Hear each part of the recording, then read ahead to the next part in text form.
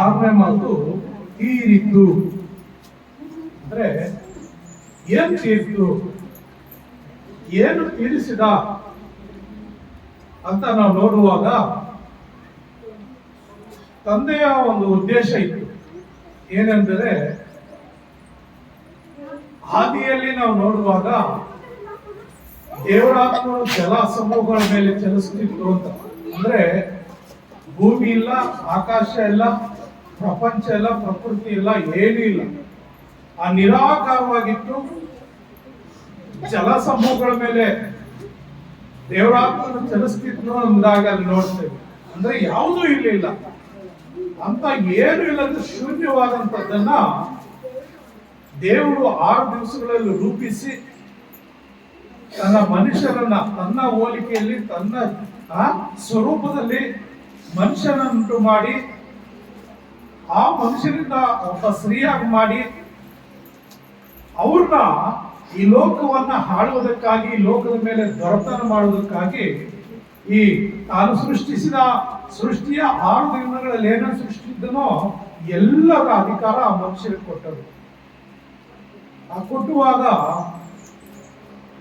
ಒಂದು ಮಾತು ಅವ್ರಿಗೆ ಎಚ್ಚರಿಕೆ ಮಾತು ಹೇಳ್ತಾರೆ. ಆದಾಮನಿಗೆ ಏನಂತ ನೋಡಿ, ಈ ತೋಟದಲ್ಲಿರುವ ಎಲ್ಲ ಹಣ್ಣುಗಳನ್ನು ನೀವು ತಿನ್ಬೋದು, ಎಲ್ಲ ನೀವು ಇದ್ರ ಮೇಲೆ ದೊಡ್ಡತನ ಮಾಡಬಾರ್ದು. ಆದ್ರೆ ತೋಟದ ಮಧ್ಯದಲ್ಲಿ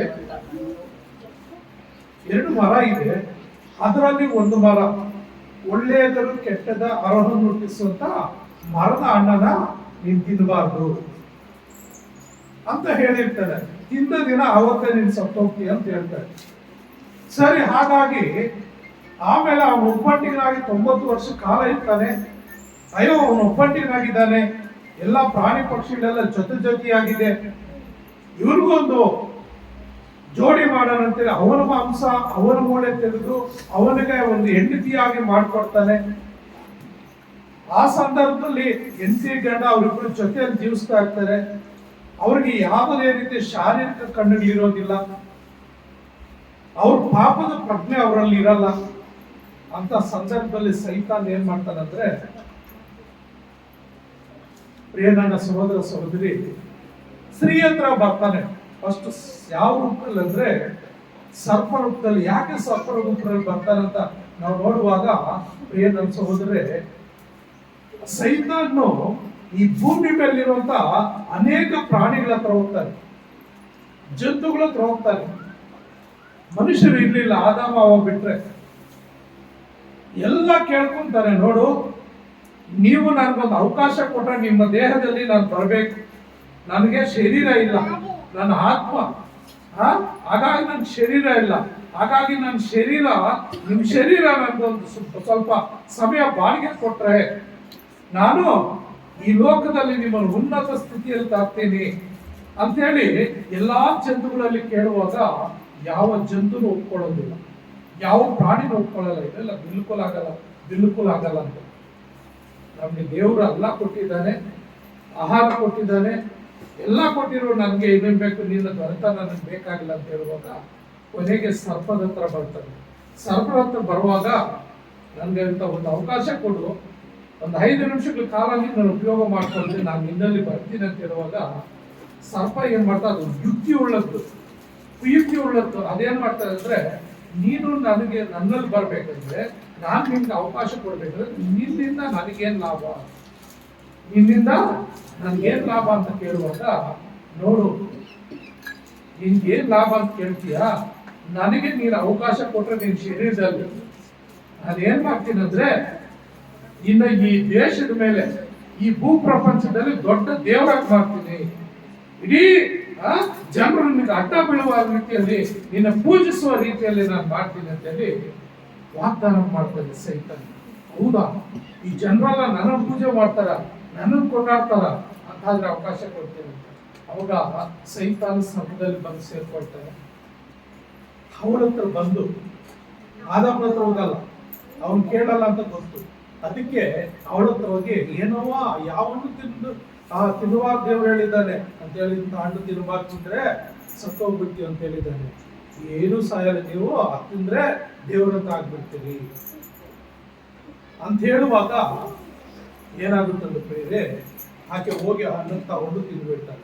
ತಿಂದ ತಕ್ಷಣ ತಂದು ತನ್ನ ಗಂಡನಿಗೂ ಕೊಡ್ಬೇಡ, ಗಂಡನ ತಿಂದು ಇಬ್ಬರಿಗೂ ಕಣ್ಣು ಬಂದಾಗ ಅವ್ರಿಗೆ ಯಾವ್ದು ಶಾರೀರಿಕವಾದ ನಾವು ಬೆತ್ತಲಾಗಿದ್ದೀವಿ ಅಂತ ಏನ್ ಮಾಡ್ತಾರೆ, ಎಲೆಗಳು ತಗೊಂಡು ತಮ್ಮ ಶರೀರವನ್ನು ಮರ್ಯಾದೆ ಕಾಪಾಡ್ಕೊಂತ ಅಂಗಾಂಗಗಳನ್ನ ಅವ್ರು ಏನ್ ಮಾಡ್ತಾರೆ, ಆ ಎಲೆಗಳು ಉಟ್ಟುಕೊಂಡು ಮರೆ ಮಾಡ್ಕೊಳ್ತಾರೆ. ಸಾಯಂಕಾಲ ಪ್ರತಿದಿನ ದೇವ್ರು ಬರೋದನ್ನ, ಅವ್ರು ಮಾತಾಡೋದನ್ನ, ದೇವ್ರು ಒಟ್ಟಿಗೆ ಸಮಯ ಕಳೀತಾ ಇದ್ರು. ಅದ್ರ ದೇವ್ರು ಬರೋದು ಸಪಳ ಕೇಳಿ ಹೋಗಿ ಮರದ ಮರೆಯಲ್ಲಿ ಬಚ್ಚಿಟ್ಕೊಳ್ತಾರೆ. ಆಗ ಏನಾಗುತ್ತೆ, ಆ ಸಾಯಂಕಾಲ ತಂದೆಯಾದ ದೇವ್ರು ಬರುವಾಗ ಅವ್ರು ಮಾತಾಡ್ಬೇಕಂತ ಅವ್ರು ಮರೆಯಲ್ಲಿ ಬಚ್ಚಿಟ್ಟರಿಗೆ ಎಲ್ಲೋಗಿದ್ರೆ ಅದಮಾವ ಎಲ್ಲಿದ್ರೆ ಅಂತ ಕೇಳುವಾಗ, ಅಯ್ಯೋ ನೀನ್ ಬರೋದನ್ನ ನೋಡಿ ನಾವು ಮರದ ಮನೆಯಲ್ಲಿ ಇಟ್ಟಿದ್ದೀವಿ ಅಂತ ಬಚ್ಚಿಟ್ಕೊಂಡಿದ್ವಿ. ಯಾಕೆ ಏನಾಯ್ತಂದ್ರೆ, ಈಗ ನೀನ್ ನನ್ನ ಜೊತೆಲಿದ್ದಂತ ಆ ಸ್ತ್ರೀಯೇ ನನಗೆ ಆ ಹಣ್ಣನ್ನು ಕೊಟ್ಲು, ಹಣ್ಣು ತಿಂದ ತಕ್ಷಣ ನನ್ನ ಕಣ್ಣಲ್ಲಿ ಬಂದ್ಬಿಡ್ತು, ನಾವು ಬೆತ್ತಲಾಗಿದ್ದೀವಿ ಅಂತ ನಮ್ಗೆ ಗೊತ್ತಾಯ್ತು, ಅದಕ್ಕೆ ನಾವು ಎಲೆಗಳು ಉಟ್ಕೊಂಡು ನಮ್ಮನ್ನ ನೀನ್ ನೋಡ್ಬಾರ್ದಂತೆ ಮನೆಯಲ್ಲಿ. ಆ ಸ್ತ್ರೀಯನ್ನು ಕೇಳಿದ್ರೆ ಆ ಸರ್ಪ ನಾನು ಮುಚ್ಚಿಸ್ಕೊಳ್ತೇನೆ. ಹೀಗೆ ಅಲ್ಲೇ ಸ್ಟಾರ್ಟ್ ಆಗ್ತದೆ, ಒಬ್ರಿಗೊಬ್ರು ಚಾಡಿ ಹೇಳ್ಕೊಡುತ್ತೆ. ಅವಾಗ ಒಂದು ಕುರಿಯನ್ನ ಕರೆದು ಅದರ ಚರ್ಮದಿಂದ ಅವರಿಬ್ಬರ ಏನೋ ಶರೀರ ಮುಚ್ಚಿ ಏದೇನ್ ತೋಟದಿಂದ ಆಚೆ ಕಳಿಸ್ಬಿಡ್ತಾರೆ. ಏನೇನಂದ್ರೆ ಒಂದು ಪರಲೋಕ ಸೂಚನೆ, ಅದರ ದೇವರ ಪ್ರೀತಿ ಸ್ವರೂಪನಲ್ಲ. ಅದಕ್ಕಾಗಿ ದೇವ್ರು ಏನ್ ಮಾಡ್ತಾನೆ, ತನ್ನ ಪ್ರಣಾಳಿಕೆಯಲ್ಲೇ ಇವರಿಂದ ಪಾಪ ಮಾಡ್ತಾರೆ, ಇವರಿಂದ ನನ್ನಿಂದ ತಪ್ಪು ಹೋಗ್ತಾರೆ ಅಂತ ಹೇಳಿ ಏನ್ ಮಾಡ್ತಾರೆ ಅಂದ್ರೆ ಪ್ರಿಯರೇ, ಆ ದೇವರು ಯೇಸು ಕ್ರಿಸ್ತನ್ನು ಈ ಲೋಕಕ್ಕೆ ಕಳಿಸ್ಕೊಡ್ಲಿಕ್ಕೆ ಸಿದ್ಧನಾಗ್ತಾನೆ. ಆ ಯೇಸು ಕ್ರಿಸ್ತನ ಈ ಲೋಕಕ್ಕೆ ಕಳಿಸ್ಕೊಡೋದಕ್ಕೆ ಸಿದ್ಧನಾಗಿ ಆ ಸಮಯ ಬಂದಾಗ ಕನ್ಯಾ ಮರಿಯಳಲ್ಲಿ ಆ ಪವಿತ್ರಾತ್ಮನ ಮುಖಾಂತರ ತನ್ನ ಏಕೈಕ ಮಗನನ್ನು ಈ ಲೋಕಕ್ಕೆ ಕಳಿಸ್ಕೊಡ್ತಾನೆ. ಹೇಗೆ ಕಳಿಸ್ಕೊಡ್ತಾನೆ ಅಂದ್ರೆ, ನನ್ನ ಸೃಷ್ಟಿ, ನನ್ನ ಮಕ್ಕಳು ನನ್ಗೆ ವಿರುದ್ಧವಾಗಿ ಪಾಪ ಮಾಡಿದ್ದಾರೆ, ಅವ್ರನ್ನ ಏನೇನು ತೋಟದಿಂದ ಆಚೆ ತಲೆಬಿಟ್ಟಿದ್ದೇನೆ ಅಂದ್ರೆ ಪರಲೋಕದಿಂದ ಆಚೆ ತಲೆಬಿಟ್ಟಿದ್ದೇನೆ, ಮತ್ತೆ ಅವ್ರು ನನ್ನ ರಾಜ್ಯಕ್ಕೆ ಬರಬೇಕು, ನಾನಿರುವಂತ ಸ್ಥಳದಲ್ಲಿ ಅವ್ರು ಇರ್ಬೇಕು. ಅದಕ್ಕಾಗಿ ಅವರ ಪಾಪ ಪ್ರಾಯಚಿತವಾಗಿ ನೀನು ಯಜ್ಞಾರ್ಪಿತನಾಗಿ ಅವ್ರಿಗೆ ಆ ಕಲ್ವಾರಿ ಶಿಲುಬೆಯಲ್ಲಿ ನೀನು ಬಲಿ ಹಾಕ್ಬೇಕು, ನಿನ್ನ ರಕ್ತವನ್ನು ಸುರಿಸಿ ಅವರ ಪಾಪಗಳನ್ನು ತೊಳಿಬೇಕು ಎಂಬುದಾಗಿ ತಂದೆಯಾದ ದೇವರು ಯೇಸು ಕ್ರಿಸ್ತನಿಗೊಂದು ಕೆಲಸ ಕೊಟ್ಟು ಈ ಲೋಕಕ್ಕೆ ಕಳಿಸ್ಕೊಡ್ತಾರೆ.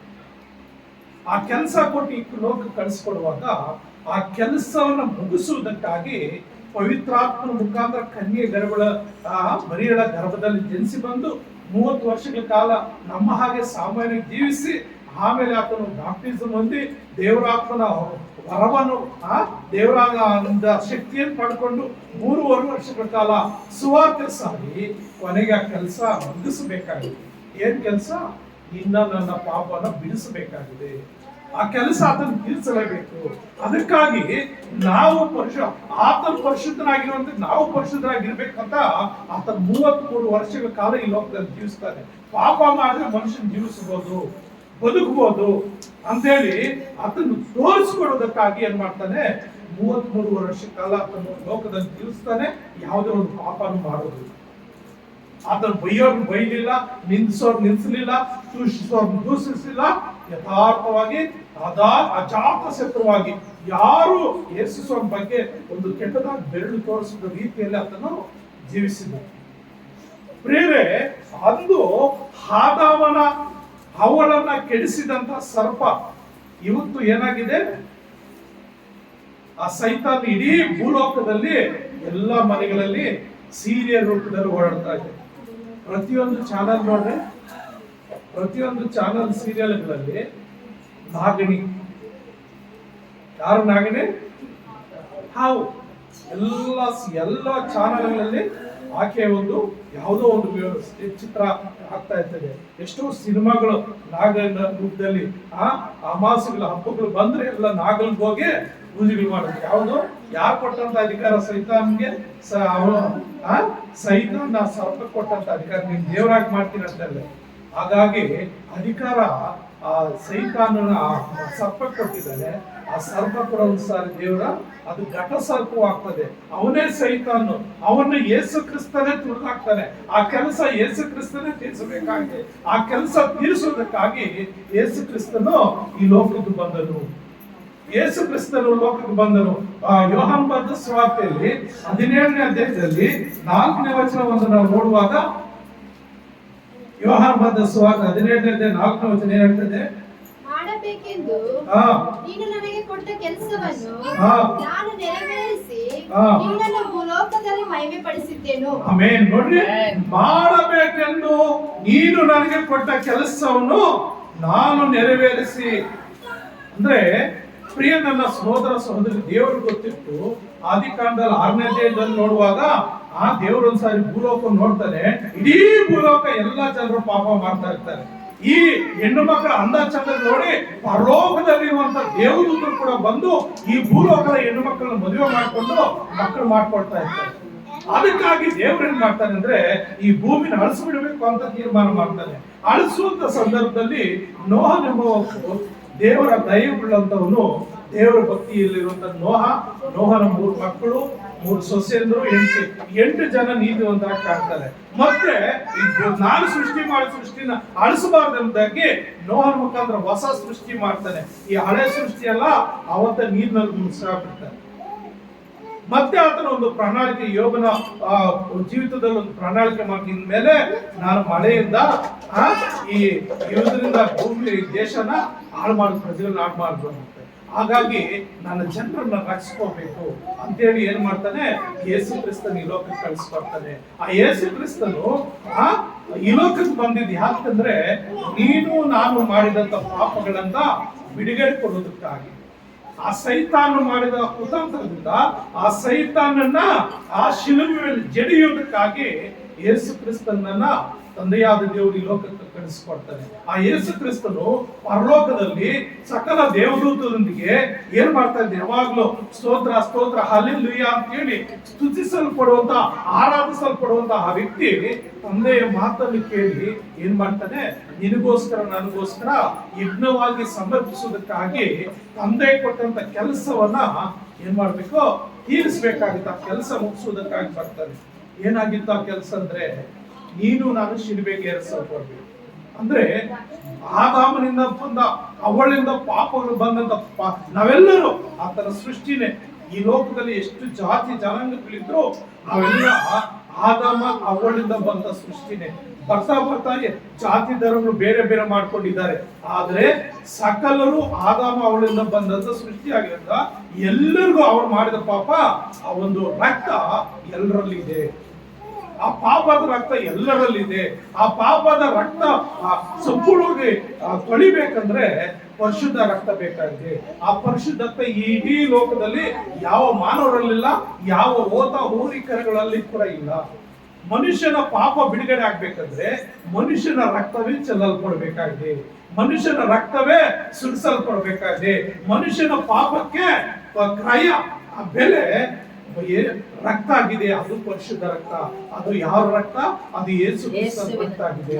ಹಾಗಾಗಿ ಪ್ರಿಯ ನನ್ನ ಸಹೋದರರೇ, ಈ ಕೈಗಳು ಮಾಡುವಂತ ಪಾಪಗಳಿಗೆ, ಈ ಕಾಲುಗಳು ಮಾಡುವಂತ ಪಾಪಕ್ಕೆ, ಈ ದೇಹದ ಒಂದೊಂದು ಅಂಗ ಮಾಡುವಂತ ಪಾಪಗಳಿಗೆ, ಈ ಕಿವಿಗಳು ಮಾಡುವಂತ ಪಾಪಕ್ಕೆ, ಕಣ್ಣುಗಳು ಮಾಡುವಂತ ಪಾಪಕ್ಕೆ, ಈ ಬಾಯಿ ಮಾತನಾಡುವಂತ ಪಾಪಗಳಿಗೆ, ಅಲ್ಲೇ ದೇಹದಲ್ಲಿ ಒಂದೊಂದು ಅಂಗದ ಒಂದೊಂದು ರೀತಿ ಪಾಪ ಮಾಡ್ತದೆ. ಈ ಪಾಪಕ್ಕೆಲ್ಲ ಶಿಕ್ಷೆ ನಾವು ಒಂದು ಶಿಕ್ಷೆ ಕೂಡ ನಾವು ಸಹಿಸಲಾರದು. ನೋಡ್ರಿ, ಒಂದು ಅಡಿಗೆ ಮಾಡುವಾಗ ಒಂಚೂರು ಎಣ್ಣೆನೋ ಇಲ್ಲ ಒಂಚೂರು ಬೆಂಕಿ ಕಿಡಿನೋ ನಮ್ಮ ಮೈ ಮೇಲೆ ಬಿದ್ರೆ ಅಯ್ಯೋ ಎಷ್ಟೋ ಬಾಧೆ ಪಡ್ತೀವಿ, ಎಷ್ಟೋ ಕಷ್ಟ ಪಡ್ತೀವಿ. ಆದ್ರೆ ಆ ಯೇಸು ಅಲ್ಲಿ ನಿತ್ಯ ನರಕ ಹೇಗಿರ್ತದೆ ಅಂದ್ರೆ, ಆ ಉರಿಯುವ ಬೆಂಕಿ ಹಾರೋದಿಲ್ಲಂತೆ, ಕಚ್ಚುವುಳಂತ ಸಾಯೋದಿಲ್ಲ. ಅದು ಏನು ಒಂದ್ ದಿವಸ ಇಲ್ಲ. ಭೂಲೋಕ ಏನು ಪರಲೋಕ ಎಷ್ಟು ಸಾವಿರ ಕೋಟಿ ವರ್ಷ ಇರುತ್ತೋ, ನರಕ ಕೂಡ ಅಷ್ಟು ಸಾವಿರ ಕೋಟಿ ಇರ್ತದೆ, ವರ್ಷಗಳಿರ್ತದೆ. ಆ ನರಕದಲ್ಲಿ ನಿತ್ಯ ಯಾತನೆ ಅನುಭವಿಸಬೇಕಾಗುತ್ತೆ. ಆ ಯಾತನೆಯಿಂದ ನಮ್ಮನ್ನು ಬಿಡಿಸೋದಕ್ಕೆ, ಯಾಕಂದ್ರೆ ನಾವು ಆತನ ಸ್ವರೂಪ, ಆತನ ಹೋಲಿಕೆ, ಆತನ ಮಕ್ಕಳಾಗಿರೋದ್ರಿಂದ ನಮ್ಮನ್ನು ಬಿಡಿಸೋದಕ್ಕಾಗಿ ಯೇಸು ಕ್ರಿಸ್ತ ನನಗೆ ಒಂದು ಕೆಲಸ ಕೊಟ್ಟು ಕಳಿಸಿದ್ದಾನೆ. ಏನ್ ಕೆಲಸ? ಅವ್ರ ಪಾಪಗಳಿಗೆ ನೀನು ಶಿಕ್ಷೆ ಅನುಭವಿಸು. ಅವ್ರ ಪಾಪ ನೀನ್ ಶಿಕ್ಷೆ ಅನುಭವಿಸಬೇಕು. ಯಾಕೆ ಶಿಕ್ಷೆ ಅನುಭವಿಸ್ಬೇಕು ಅಂದ್ರೆ ಅವರು ನೀತಿವಂತರಾಗಿ ಯಾವ ರೀತಿ ಬದುಕಬಹುದು ಹಾಗೆ ನೀನು ಬದುಕಿ ತೋರಿಸು ಅಂತ ಹೇಳ್ತಾನೆ. ಹಾಗೆ ಆತನ ಬದುಕಿ ತೋರಿಸ್ತಾನೆ. ಕೊನೆಯದಾಗಿ ನಿನ್ನ ನನ್ನ ಶಿಕ್ಷೆನ ತೀರಿಸಲಿಕ್ಕಾಗಿ ಆತನ ಏನ್ ಮಾಡ್ತಾನೆ, ಆ ಕಲ್ವರಿ ಶಿಲುಬೆ ಮೇಲೆ ಏರಿಸಲ್ಪಡ್ತಾನೆ. ನಿನ್ನ ನನ್ನ ಪಾಪಗಳು ತೀರಿಸೋದಕ್ಕಾಗಿ ಆ ಕಲ್ವರಿ ಶಿಲುಬೆ ಮೇಲೆ ಆತನು ಏರಿಸಲ್ಪಡ್ತಾನೆ ಪ್ರಿಯರೇ. ಆ ಕಲ್ವರಿ ಶಿಲುಬೆ ಮೇಲೆ ಏರಿಸಲ್ಪಟ್ಟು ಮೊದಲನೇ ಪ್ರಾರ್ಥನೆ ಮಾಡ್ತಾನೆ, ತಂದೆ ಅವರ ಕ್ಷಮಿಸು. ಅಂದ್ರೆ ಮೊದಲನೇ ಪ್ರೀತಿ ತೋರಿಸ್ತಾ ಇದ್ದೇನೆ. ಅವರು ಈ ಲೋಕದ ಭೂಲೋಕದಲ್ಲಿರುವಂತ ಜನರು ಏನೇನ್ ಮಾಡ್ತಾ ಇದ್ದಾರೆ ಅವ್ರು ಗೊತ್ತಿಲ್ಲದೆ ಮಾಡ್ತಾ ಇದ್ದಾರೆ, ಅವರೆಲ್ಲರೂ ಕ್ಷಮಿಸ್ಬಿಡು ಅಂತ ಪ್ರಾರ್ಥನೆ ಮಾಡ್ತಾನೆ. ಆ ಕಳ್ಳನ್ನು ಪ್ರೀತಿಸ್ತಾನೆ, ಮತ್ತು ಅಲ್ಲಿ ತಾಯಿನ ಪ್ರೀತಿಸ್ತಾನೆ. ತಾಯಿಯ ಜವಾಬ್ದಾರಿ ತನ್ನ ಸ್ನೇಹಿತನಾದಂತ ಯೆಹೋವನಿಗೆ ಒಪ್ಪಿಸ್ಕೊಡ್ತಾನೆ. ತಾಯಿಗೆ ಇನ್ನೂ ಮಕ್ಕಳಿದ್ರು, ಇನ್ನು 5 ಜನ ಮಕ್ಕಳಿದ್ರು. ಯೇಸು ಸ್ವಾಮಿಯ ತಮ್ಮಂದರು, ಯೋಸೇಫನಲ್ಲಿಟ್ಟಿರುವಂತ ತಮ್ಮಂದರು 5 ಜನ ಇದ್ರು. ಆದರೂ ಅವರು ತಾಯಿನ ಪ್ರೀತಿಸ್ತಾ ಇರ್ಲಿಲ್ಲ. ಕಾರಣ ಯೇಸು ಸ್ವಾಮಿ ಯೋಸೇಫನ್ ಹುಟ್ಟಿರ್ಲಿಲ್ಲ, ದೇವರ ಆತ್ಮನ ಹುಟ್ಟಿದ್ರಿಂದ ಹೀಗೆ ಯೇಸು ಸ್ವಾಮಿಯಲ್ಲಿ ಹೆಚ್ಚಾದ ಒಲವು ತೋರಿಸ್ತಾ ಇದ್ರು. ದೊಡ್ಡ ಮಗನಿಂದಾಗಿ ಒಲವು ತೋರಿಸ್ತಾ ಇದ್ರು. ಹಾಗಾಗಿ ಇವರು ಆ ಸ್ವಂತ ತಮ್ಮಂದರು ತಂಗಿರೇ ಯೇಸು ಸ್ವಾಮಿನ ದ್ವೇಷ ಮಾಡ್ತಾ ಇದ್ರು, ತಾಯಿನ ದ್ವೇಷ ಮಾಡ್ತಾ ಇದ್ರು. ನಾನು ಹೋದ್ರೆ ನನ್ನ ತಾಯಿನ ಇವ್ರು ನೋಡ್ಕೊಳ್ಳಲ್ಲ ಅಂತ ಹೇಳಿ ಏನ್ ಮಾಡ್ತಾ, ತಾಯಿಯ ಜವಾಬ್ದಾರಿ ತನ್ನ ಸ್ನೇಹಿತನ ಒಪ್ಪಿಸ್ಕೊಡ್ತಾನೆ. ನನ್ನ ತಾಯಿನ ನನ್ನ ತಮ್ಮಂದರು ನನ್ನ ತಂಗಿ ನೋಡ್ಕೊಳ್ಳಲ್ಲ, ಹಾಗಾಗಿ ನೀನ್ ನೋಡ್ಕೋ, ನಿನ್ನ ನನ್ನ ತಾಯಿ ಜವಾಬ್ದಾರಿ ಅಂತ ತಾಯಿ ಜವಾಬ್ದಾರಿ ತಿಳಿಸ್ತಾನೆ. ಮತ್ತು ದೇವರು, ತಂದೆಯಾದ ದೇವರು ಎಲ್ಲರ ಪಾಪಗಳನ್ನ ಆತನ ಮೇಲೆ ಹಾಕ್ಬಿಡ್ತಾನೆ. ಯಾರ ಮೇಲೆ? ಯೇಸು ಕ್ರಿಸ್ತನ ಮೇಲೆ. ಆ ಯೇಸು ಕ್ರಿಸ್ತನ ಮೇಲೆ ಹಾಕಿದಾಗ ಆ ತಂದೆಯಾದ ದೇವರು ಆತನ ಬಿಟ್ಟು ಬಿಡ್ತಾನೆ. ಅಲ್ಲಿ ತನಕ ಎಷ್ಟು ರಕ್ತ ಹೋದ್ರು, ಎಷ್ಟು ಹೊಡೆತಗಳು ಹೋದ್ರು ಆತನ ಸಹಿಸ್ಕೊಂಡು ಬರ್ತಾ ಇರ್ತಾನೆ. ಅಲ್ಲಿ ತನಕ ತಂದೆ ಅಂತ ಕರೆಯುವಂತವನು ಆ 4ನೇ ಮಾತು ಬಂದಾಗ ನನ್ನ ದೇವರೇ ಯಾಕೆ ನನ್ನ ಕೈ ಬಿಟ್ಟು ಅಂದ್ರೆ ದೇವರು ನಮ್ಮೆಲ್ಲರ ಪಾಪ ಆತನ ಮೇಲೆ ಹಾಕ್ಬಿಡ್ತಾನೆ. ಹಾಕಿದ ಮೇಲೆ ಅವಾಗ ಅದಕ್ಕೆ ಆತನು ಮೌಲ್ಯ ಸಲ್ಲಿಸಲೇಬೇಕು. ಏನ್ ಮೌಲ್ಯ? ತನ್ನ ರಕ್ತ ಸುರಿಸಲೇಬೇಕು. ಆ ರಕ್ತ ಸುರಿಸಲಿಕ್ಕೆ ಆತನ ಶಿಲುಬೆ ಮೇಲೆ ಏರಲ್ಪಡ್ತಾನೆ. ಆವಾಗ ಸಂಪೂರ್ಣ ಪಾಪ ಹೊಸ್ಕೊಂಡ್ ಬಿಡ್ತಾನೆ. ನನ್ನ ದೇವ್ರೆ ಯಾಕೆ ನನ್ನ ಕೈ ಬಿಟ್ಟೆ ಅಂತ ದೇವ್ರಂತ ಕೇಳ್ತಾನೆ. ಆದ್ರೂ ಅವನ್ ಗೊತ್ತು ಏನು, ನಾನು ದೇವ್ರು ನನ್ಗೊಂದು ನನ್ನ ತಂದೆ ನನ್ಗೊಂದು ಕೆಲಸ ಕೊಟ್ಟಿದ್ದಾನೆ, ಆ ಕೆಲಸ ನಾನು ಮುಗಿಸ್ಬೇಕು, ಆ ಕೆಲಸ ನಾನು ಮುಗಿಸ್ಬೇಕು, ಆ ಕೆಲಸ ನಾನು ತೀರಿಸ್ಬೇಕಂತ ಹೇಳಿ ಅದನ್ನ ಏನ್ ಮಾಡ್ತಾನೆ, ಆ ಶಿಲುಬೆ ಮೇಲೆ ನನ್ಗೆ ನೀರಡಿಕೆ ದಾಹ ಅಂದ್ರೆ ನಮ್ಮೆಲ್ಲರ ರಕ್ಷಣೆ ಒಂದು ದಾಹ ತಂಗಿದೆ. ಇವತ್ತು ಕೂಡ ಆತನ ತಂದೆಯ ಬಲಪಾರ್ಶ್ವದಲ್ಲಿ ಕೂತ್ಕೊಂಡು ನಿನಗಾಗಿ ನನಗಾಗಿ ಪ್ರಾರ್ಥನೆ ಮಾಡ್ತಾ ಇದ್ದಾರೆ. ನಾವು ಮಾಡಿದ ಒಂದೊಂದು ತಪ್ಪಿಗೂ ತಂದೆಯ ದೇವರು ಯೇಸು ಕ್ರಿಸ್ತನ ಕಡೆಯಿಂದ ನೋಡ್ತಾರೆ. ನೋಡುವಾಗ ತಂದೆ ಹೇಳ್ತಾನೆ, ಆ ಕಲ್ವರಿ ಶಿಲುಬೆ ತೋರಿಸ್ತಾನೆ. ಏನಂತ ತೋರಿಸ್ತಾನೆ? ಆ ಶಿಲುಬೆ ಮೇಲೆ ನಾನು ಪ್ರಾಣ ಕೊಟ್ಟಿದ್ದೀನಿ, ಆ ಶಿಲುಬೆ ಮೇಲೆ ನಾನು ರಕ್ತ ಸುರಿಸಿದ್ದೀನಿ ಅಂತೇಳಿ ಅದನ್ನ ಏನ್ ಮಾಡ್ತಾನೆ, ಆ ಶಿಲುಬೆ ತೋರಿಸ್ತಾನೆ. ಅಲ್ಲಿ ಸುರಿಸಿದ ರಕ್ತ ನಾನು ಕ್ರಯವಾಗಿ ಕೊಟ್ಟಿದ್ದೇನೆ, ಅವ್ರು ಕ್ಷಮಿಸು ಅಂತ. ಇವತ್ತು ನಿನ್ಗೋಸ್ಕರ ನನಗೋಸ್ಕರ ಇವತ್ತು ಕೂಡ ಆತನು ಪ್ರಾರ್ಥನೆ ಮಾಡ್ತಾ ಇದ್ದೇನೆ. ಆಗ ನಮ್ಮ ಎಲ್ಲ ಪಾಪಗಳನ್ನ ತೀರಿಸುವುದಕ್ಕಾಗಿ ಆತನ ಕಲ್ವರಿ ಶಿಲುಬೆ ಮೇಲೆ ಹೋದನು. ಹಾಗೆ ಅದಕ್ಕೆ ಏನಂತಾನೆ, ತಂದೆಯ ಮಾಡಬೇಕೆಂದು ನೀನು ನನಗೆ ಕೊಟ್ಟ ಕೆಲಸವನ್ನು ನಾನು ನೆರವೇರಿಸಿ ನಿನ್ನನ್ನು ಭೂಲೋಕದಲ್ಲಿ ಮಹಿಮೆ ಪಡಿಸಿದನು. ತಂದೆಯ ಚಿತ್ತವನ್ನ ನೆರವೇರಿಸಿ ನಿನ್ನ ನಾಮವನ್ನು ಘನಪಡಿಸಿದ್ದೀನಪ್ಪ. ನಾನು ಮಾಡಬೇಕಂದ ಕೆಲಸ ಎಲ್ಲಾನು ನಾನು ಮಾಡಿಬಿಟ್ಟಿದ್ದೀನಿ. ನಾನು ಏನ್ ಕೆಲಸ ಮಾಡ್ಬೇಕಾಯ್ತು ಆ ಕೆಲಸ ನಾನು ಮಾಡಿದ್ದೀನಿ ಅಂತೇಳಿ ಆ ಶಿಲುಬೆಯನ್ನ ಇವತ್ತು ನಿನ್ಗೋಸ್ಕರ ನನಗೋಸ್ಕರ ತೋರಿಸುವಂತನಾಗಿದ್ದೀನಿ. ಆಗಲೇ ನಾವು ಸ್ಟಾರ್ಟಿಂಗ್ ಅಲ್ಲಿ ಒಂದು ಹಾಡು ತಿರುಗಾಡು. ಏನ್ ಪಾಠ?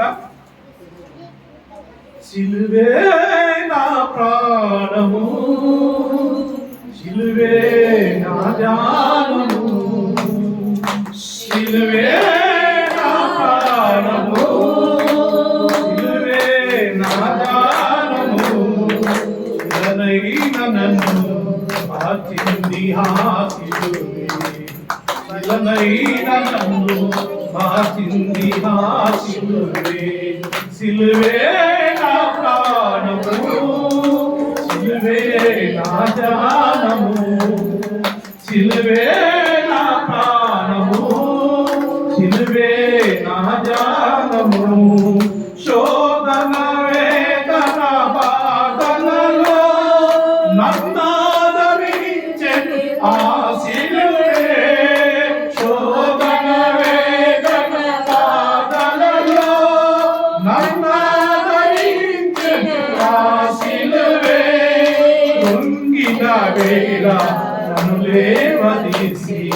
ఓదార్పునిచ్చెను ఆ సిలువే.